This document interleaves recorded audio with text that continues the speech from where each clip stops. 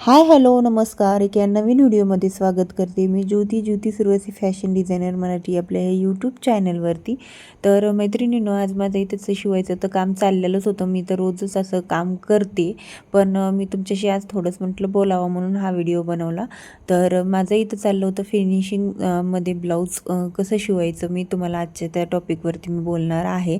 तर बऱ्यापैकी कसं होतं, आपली नवीन तुम्ही शिवणार असाल तर तुमच्याकडून फिनिशिंग वगैरे चुकते, तर मग आपल्याकडे कस्टमर वगैरे यायला नको म्हणतं. मग त्याच्यामुळे काय करायचं, प्रॉपर पद्धतीने आपल्याला फिनिशिंग कशी व्यवस्थित करता येईल त्याच्याकडे अगोदर पहिलं लक्ष द्यायचं. व्यवस्थित फिनिशिंगमध्ये तुम्ही ब्लाऊज शिवायला लागलात ना, मग जास्तीत जास्त तुम्ही हळूहळू तुम्ही कस्टमरचे पण ब्लाऊज बाहेरचे पण घेऊ शकता. पण तुम्ही स्वतःवर आधीवर ट्राय करा, जेणेकरून तुमचे छान पद्धतीने ब्लाऊज शिवून होतील आणि तुमच्याकडे कस्टमर पण येत राहील.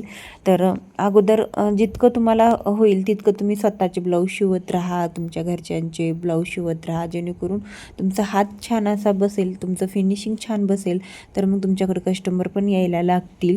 तर असंच मी म्हटलं तुमच्याशी थोडंसं बोलावं त्या विषयावरती. तर माझा हा साधा सिम्पल ब्लाऊज स्टिच करत होते मी, म्हणजे आपला प्लेन साधा ब्लाऊज बिना अस्तरचा. आणि अस्तरचे माझे 3 ब्लाऊज शिवून झालेले होते आणि हा एक ब्लाऊज चाललेला होता, म्हणजे चौथा. आणि एका कस्टमरचे 5 ब्लाऊज मी स्टिच केलेले आहेत. म्हणजे मी तुम्हाला पुढं दाखवते व्हिडिओमध्ये, व्हिडिओ तुम्ही शेवटपर्यंत बघा.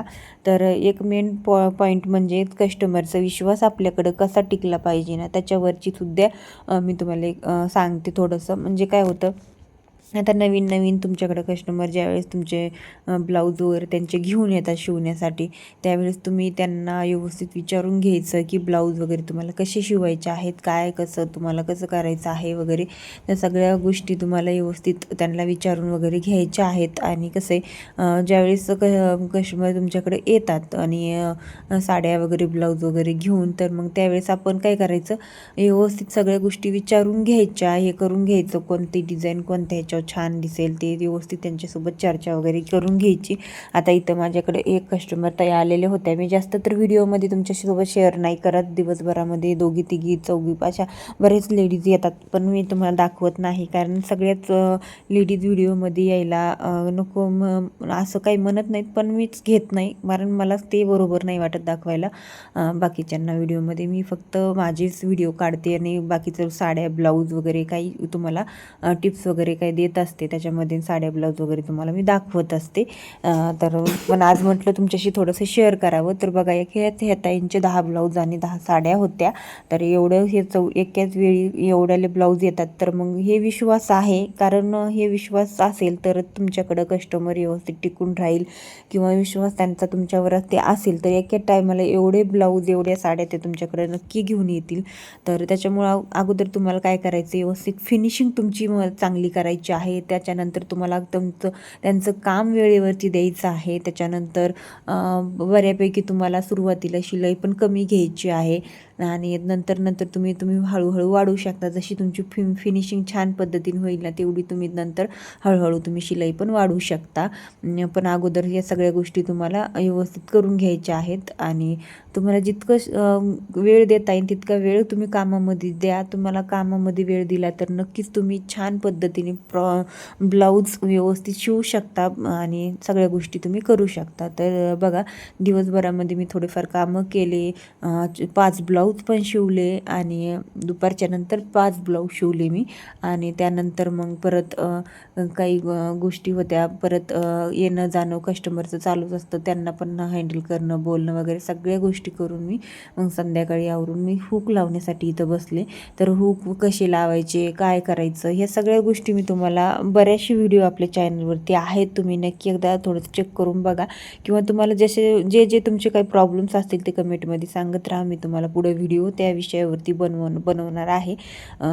मी सगळे व्यवस्थित कमेंट वगैरे वाचून घेते आणि सगळ्या गोष्टी लक्षात वगैरे ठेवूनच मग व्हिडिओ मी बनवणार आहे. प्रत्येकाच्या प्रॉब्लेमचं सोल्युशन मी नक्की देणार आहे. पण अगोदर तुम्ही तुमची फिनिशिंग वगैरे सुधारायचा प्रयत्न करा. एखाद्या लेडीजला लेडीजला जर एखाद्या टेलरचं ब्लाऊज छान बसलं फिटिंगमध्ये, फिनिशिंग त्यांना आवडली, तर ती लेडीज कायम त्यांच्याकडे ब्लाऊज टाकते. आणि एखाद्याच लेडीजचं ब्लाऊज जर टेलरकडून थोडंफार जरी खराब झालं ना, तर ती लेडीज त्यांना कायम नावं ठेवते. असं असतं कस्टमरचं बरं का, तुम्हाला सांगते मी थोडंसं. तर तेच त्याच्यामुळं आपण सगळ्या गोष्टी लक्षात घ्यायच्या. थोडासा वेळ लागू द्या, वेळ लागणारच आहे, कारण नवीन असताल तर वेळ नक्की लागतोच. आणि ज्यावेळेस तुमचं प्रॉपर फिनिशिंग होईल ना, त्यावेळेस तुम्हाला अजिबात वेळ नाही लागत. तुम्ही अगदी 1 तासभरामध्ये एक ब्लाऊज कंप्लीट करू शकता. तर इथं मी संध्याकाळच्या वेळी थोडंसं हुक वगैरे लावून घेणार आहे आणि बाकीची उद्याच्या कामाची तयारी करून ठेवणार आहे. तर चला, आजचा व्हिडिओ इतकाच, पण तुम्हाला थोडंसं सांगायचं होतं, बोलायचं होतं, म्हणून थोडासा व्हिडिओ घेतला. तर चला, व्हिडिओला लाईक नक्की करत जा मैत्रिणींनो, व्हिडिओला मैत्रिणींसोबत शेअर करत जा. आणि चॅनलवरती तुम्ही नवीन असाल, तुम्ही हे व्हिडिओ पहिल्यांदाच बघत असाल, तर प्लीज चॅनलला पण सबस्क्राईब करा.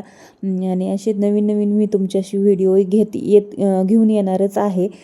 पण तुमचे ब्लाऊजविषयी तुमचे काही प्रॉब्लेम असेल तर कमेंट करा. आणि व्हिडिओ पाहिल्याबद्दल अगदी मनापासून धन्यवाद. भेटू पुढच्या व्हिडिओमध्ये. बाय.